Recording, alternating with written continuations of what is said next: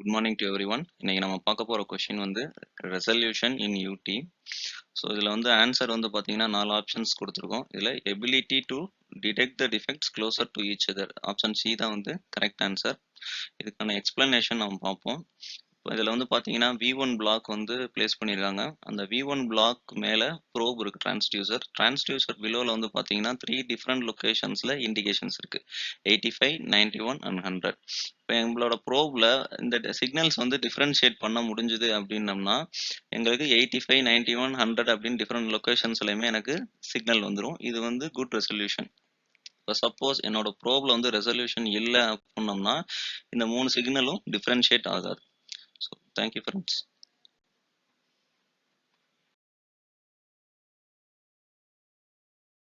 Good morning to everyone. இன்னைக்கு நம்ம பார்க்க போகிற கொஷின் வந்து what is the near zone value for 2 MHz shear wave probe having a size of 18-9 in carbon steel.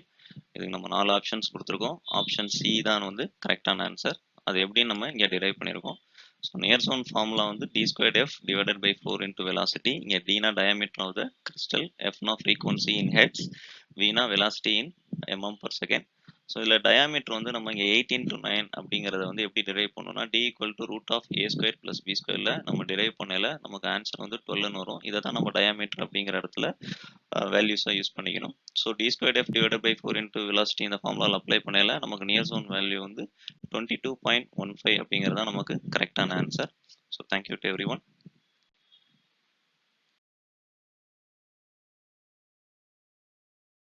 Good morning to everyone. இன்னைக்கு நம்ம பார்க்க போகிற question என்ன அப்படின்னோம்னா large acoustic impedance mismatch at an interface will result in. So இதில் 4 options இருக்குது. இதில் வந்து ஆப்ஷன் டி தான் வந்து கரெக்டான answer. So high amount of reflected energy. இதுக்கான ரீசன் பார்க்கலாம். இப்போ 2 டிஃப்ரெண்ட் மீடியம் இருக்குது, ஸ்டீல் அண்ட் ஏர். ஸோ இதோட அக்கோஸ்டிக் இம்படன்ஸ் மிஸ்மேட்ச் வந்து பார்த்தீங்க அப்படின்னம்னா ரொம்பவே ஜாஸ்தியாக இருக்கும். ஸோ அதனால் ஸ்டீல்லேருந்து ஏருக்கு அல்ட்ராசானிக் சவுண்ட் வந்து ட்ராவல் பண்ணல மேக்ஸிமம் சவுண்ட் எனர்ஜி ரிஃப்ளெக்ட் ஆயிருது, very few % of sound energy தான் ட்ரான்ஸ்மிட் ஆகுது. இதே நெக்ஸ்ட் கேஸ் பார்த்தோம் அப்படின்னம்னா 2 different medium, aluminium and steel. இதில் வந்து பார்த்தீங்கன்னா அலுமினியம்லேருந்து ஸ்டீலுக்கு சவுண்டை டிரான்ஸ்மிட் பண்ணல மேக்ஸிமம் சவுண்ட் எனர்ஜி டிரான்ஸ்மிட் ஆயிரும், very few % of sound energy தான் வந்து ரிஃப்ளெக்ட் ஆகுது. சரிங்களா? இதில் வந்து பார்த்தீங்கன்னா அக்கோஸ்டிக் இம்படன்ஸ் ரேஷியோ வந்து ரொம்ப கம்மி அப்படிங்கிறனால இந்த ரீசன். சரிங்களா? Thank you. Good morning to every one.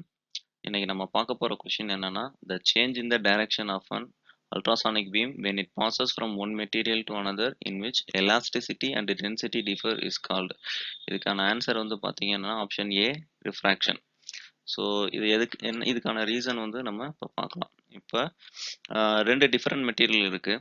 So ஒரு மெட்டீரியலுக்கும் டென்சிட்டி அண்ட் எலாஸ்டிசிட்டி அப்படிங்கிறது வந்து டிஃபர் ஆகும். இது எதை குறிக்குது அப்படின்னம்னா ஒரு மெட்டீரியலுக்கும் அக்கோஸ்டிக் இம்பிடன்ஸ் அப்படிங்கிற ப்ராப்பர்ட்டி இருக்குது.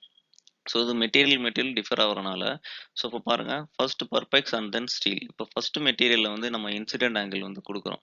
இந்த இன்சிடென்ட் ஆங்கிள் கொடுக்கையில நம்ம வந்து ஒரு 36 டிகிரியில் இன்சிடென்ட் ஆங்கிள் கொடுக்கையில செகண்ட் மெட்டீரியலுக்குள்ளே ட்ராவல் ஆகையில் 45 டிகிரியில் ட்ராவல் ஆகுது. ஸோ இந்த ஆங்கிள் வேரியேஷன் நடக்குது இல்லை ஃபர்ஸ்ட் மீடியம்லேருந்து செகண்ட் மீடியமுக்கு ட்ராவல் ஆகல.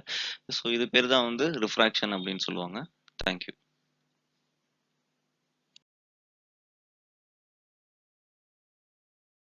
Good morning to everyone. இன்னைக்கு நம்ம பார்க்க போகிற கொஸ்டின் பார்த்தோம்னா when a longitudinal wave is incident upon an inclined interface and is refracted at 90 degree, the angle of incident longitudinal wave is called. இதுக்கான கரெக்டான option வந்து பார்த்தோம்னா option D, the first critical angle. So இப்போ இதுக்கான explanation நம்ம இப்போ பார்க்கலாம்.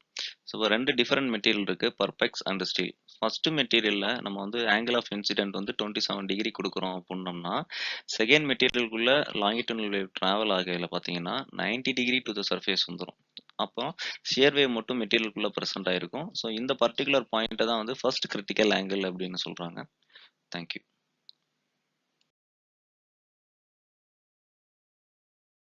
Morning to everyone. இன்னைக்கு நம்ம பார்க்க போகிற question sharp signal with large amplitude response seen from one side of the well but not the other, having a sharp drop off with both the rotational and orbital motion would indicate the presence of. So 4 type of defects கொடுத்துருக்கோம். இதில் option B வந்து lack of vision தான் கரெக்டான answer. இதுக்கான reason பார்க்கலாம். Echo dynamics அப்படின்னு சொல்லுவாங்க. ஒரு டிஃபெக்ட்டுக்கும் எக்கோ டைனமிக்ஸ் அப்படிங்கிறது வந்து சேஞ்ச் ஆகும். ஃபர்ஸ்ட் கிராக்குக்கு வந்து பார்த்தோம்னா எக்கோ டைனமிக்ஸ் இந்த மாதிரி மல்டி ஃபேஸ்டாக வரும்.